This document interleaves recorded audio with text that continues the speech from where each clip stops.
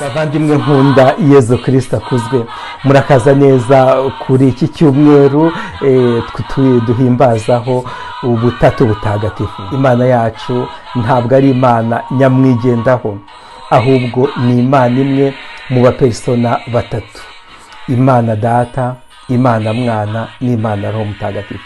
Ntabwo twabona amagambo yo gusobanura ibyo bintu, ntabwo twabona uburyo twasobanuramo iryo yobera ritagatifu ry'ukwemera kwacu, ahubwo kugira ngo tujye mu bisobanuro byinshi tujyana no mu buyobe, ahubwo nimureke dufungure umutima wacu, twakire urwo rukundo, kuko abo bapersona batatu ikibahuza nta kindi ni urukundo, kandi urwo rukundo natwe twararusangijwe. Kandi iyo tuvuga ngo Imana Data, Imana Mwana n'Imana Roho Mutagatifu, ntabwo ari ibihimbano byacu, ntabwo ari ibihimbano by'abantu, ahubwo ni Yezu Kristo wabidusobanuriye mu buzima bwe hano ku isi. Kandi n'ibyo twahimbaje ku cyumweru gishize kuri Pentekosti birarebana n'uyu munsi mukuru ukomeye, kuko Yezu ubwe niwe mu buzima bwe bwa buri munsi yagiye abwira abantu ko Imana se hari icyo yamutumye, kandi Imana se baba bari kumwe igihe cyose. Niwe rero waduhishuriye ko Imana ari umubyeyi, Imana ari Data. Ibyo rero ni ibintu by'agaciro gakomeye.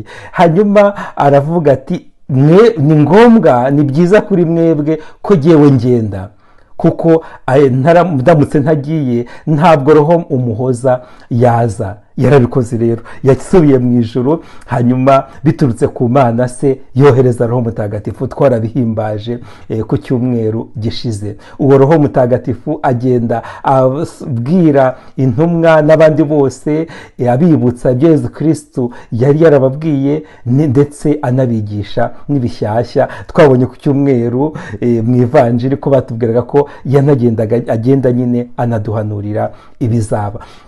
Roho w'Imana rero, Imana Data, Yezu Kristo, abapersona batatu, ariko byose twabisobanuriwe na Yezu Kristo, kuko ntabwo ari ibihimbano by'abantu. Ubwo rero ndahoze mvuga yuko ari byiza gukingura umutima kugira ngo twakire urwo rukundo, twakire ayo mayobera, aho kugira ngo tujye gusobanura byinshi tutanasoboshobora gusobanura, kuko urukundo ntabwo rusobanurwa, ahubwo urukundo ni ukurubamo gusa no kurusangira. Nimba koko uwitwa umuntu w'Imana, wakira urukundo rwayo kandi wemere urusangire n'abandi, kuko nimba uri nyamwigendaho ntabwo wigeze wakira ubutatu butagatifu n'urukundo rwabwo. Ntagire uba nyamwigendaho. Imana yacu ntabwo ari nyamwigendaho, ubwo Imana yacu ni urukundo rusangiwe. Uyu munsi rero nutekereza ku mayobera y'umunsi mukuru w'uyu munsi, wibaza utese ubu sinaba ndi nyamwigendaho? Njye ntabwo nshaka kuba nyamwigendaho. Nawe ugerageze ntube nyamwigendaho. Ikindi kidusobanurira buke amayobera y'uyu munsi mukuru ni uko Yezu Kristo mbere yo kugenda, ni ko Ivanjiri ya Matayo tuzirikana uyu munsi tubwira, yabwiye abigishwa bati, nimugende mwigishe amahanga yose, mubatize ku izina ry'Imana Data n'irya Mwana n'irya Roho Mutagatifu.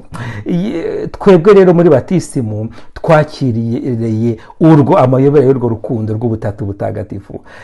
Kandi buri mukristo wese abyuka yiyambaza ubutatu butagatifu, akora ku kimenyetso cy'umusaraba, ku izina ry'Imana Data na Mwana na Roho Mutagatifu, amen.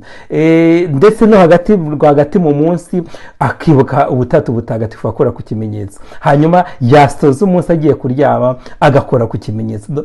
Igihe cyose rero twebwe twabatijwe muri amayobera y'urwo rukundo, kandi urwo rukundo nirwo ruduherekeza mu buzima bwa buri munsi.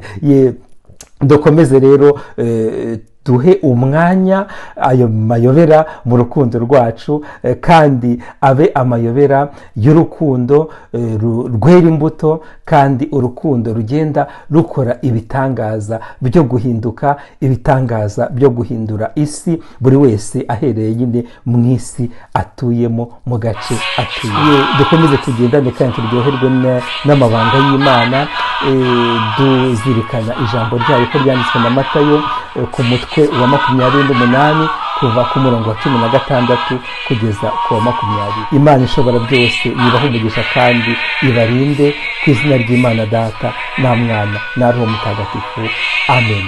Icyumweru cyiza kandi dusangiye urukundo rw'Imana tubifashijwemo n'umubyeyi Bikira Mariya.